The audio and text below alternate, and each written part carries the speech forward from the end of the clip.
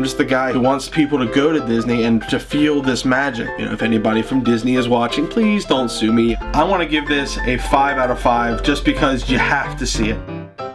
I'm File91e, and these are my Disney news and reviews. Hello everyone, and welcome to this week's Disney news and reviews. I'm File91e, and I want to give a good big shout out to OperaCat 21. She really flattered me this past week. She put up a video where she lists her top 5 resources for going to Disney World. She recently came back from Disney World, so she knows a thing or two about getting ready. And the funny thing is, she listed me, File91e, as her #1 resource. And she recommended me for other people to to get their Disney news and information.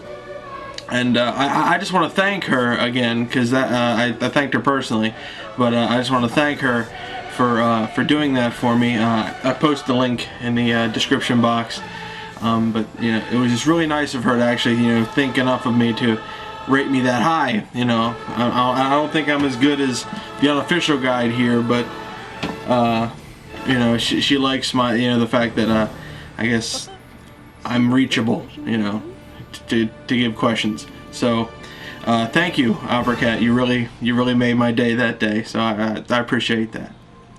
So let's get back to the show. Let's get right to the news.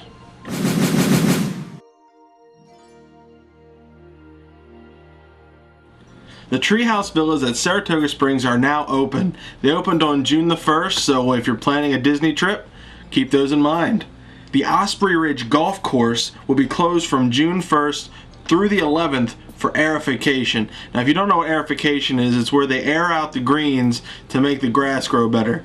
And Disney's known, world-renowned for its golf courses, so they take good care of it. So if you're going down to Disney World and you like golf, you're going to have to go to a different golf course, Osprey Ridge. My dad, he played there when we went down a couple times ago, and he really liked it. So part of the Disney way of keeping up with their golf courses.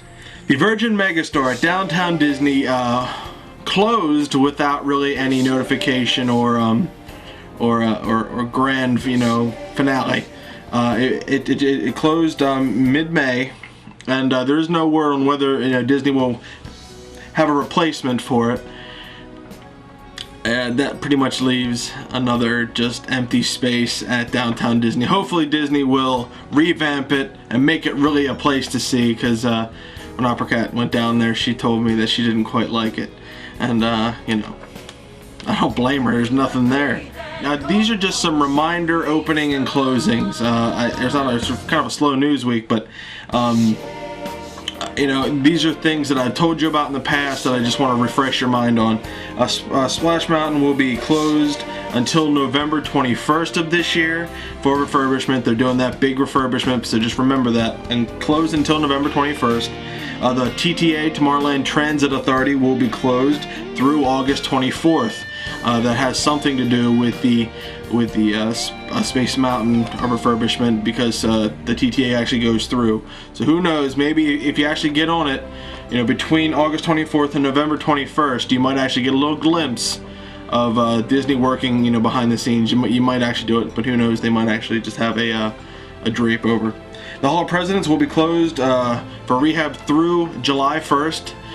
They're putting in President Obama and his speech there, so that should be pretty interesting. A pretty cool thing. They always do this every president election, and when a new president's there, they put him in. So check that out.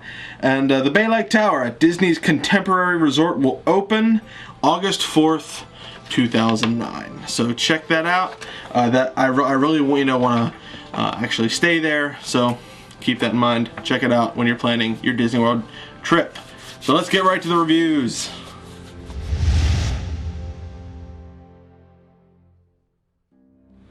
Okay, as you all know, I pick out what I review before I actually do the show to give myself some idea of what I'm going to say. Now, the first thing I picked out was the Triceratop Spin at Disney's Animal Kingdom in Dinoland, USA.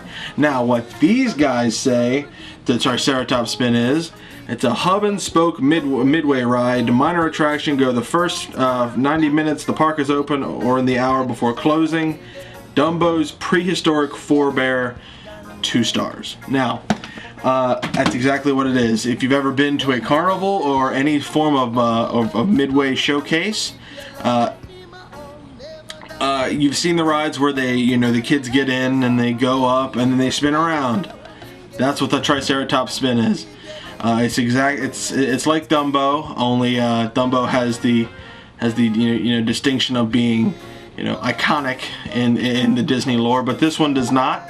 This is just a ride for little kids. I'm sure little kids would get a kick out of it, but as for everybody else, it's not very very worth your time.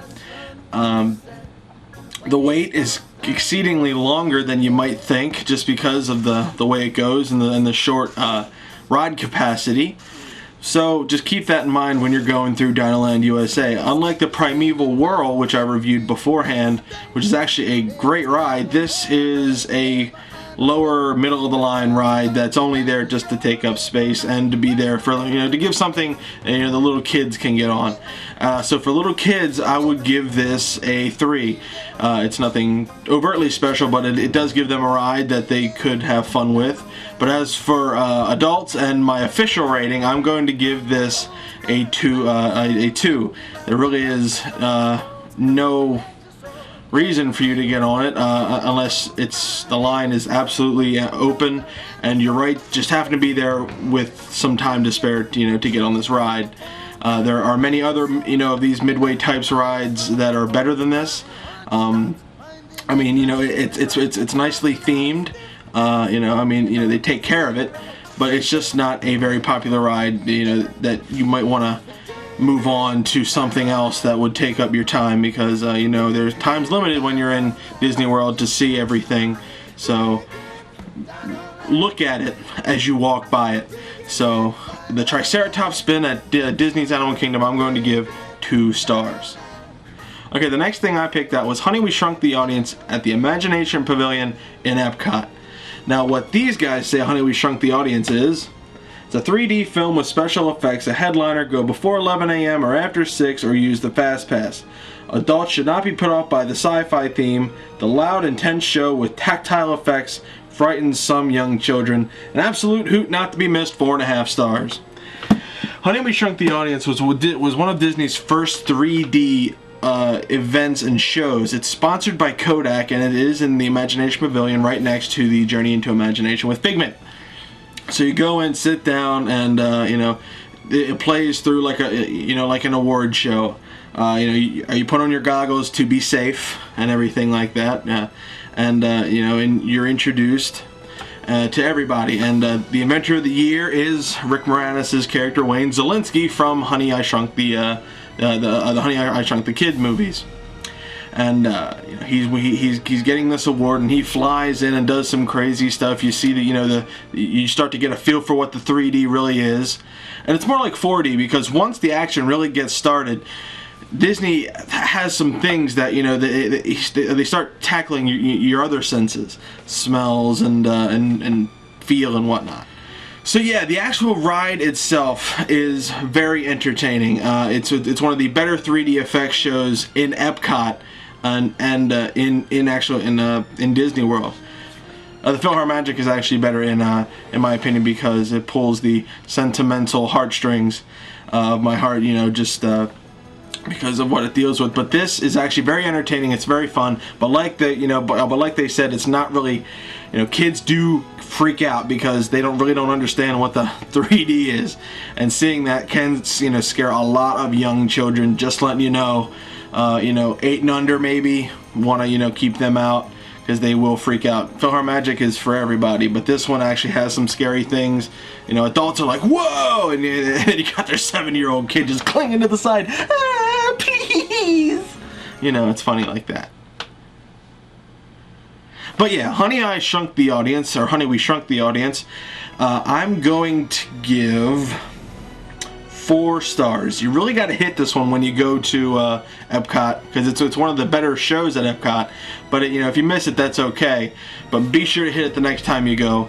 It's not a perfect ride in that it's not for everybody. You know, little kids do get really scared with it. But it is a great ride that every person that goes to Disney that's old enough, that is knowledgeable enough, should see. So, Honey, We Shrunk the Audience at Epcot in the Imagination Pavilion, I'm giving 4 stars. Alright everybody, thanks for watching this week's Disney News and Reviews. Again, a big shout out and a thanks to OperaCat 21 for really, making my day. When she uploaded that video, check that video out right now. I want to thank everybody that watches and supports me, and in the comments, and I love comments. It gives me something to do at work. Comment, give me a shout out, questions. I love, like requests. I can do some requests. So yeah, I hope you all enjoyed this show. Check out allears.net, touringplans.com, waltdisneyworld.com for all your travel needs, and I will see you all next week. See you next week, guys.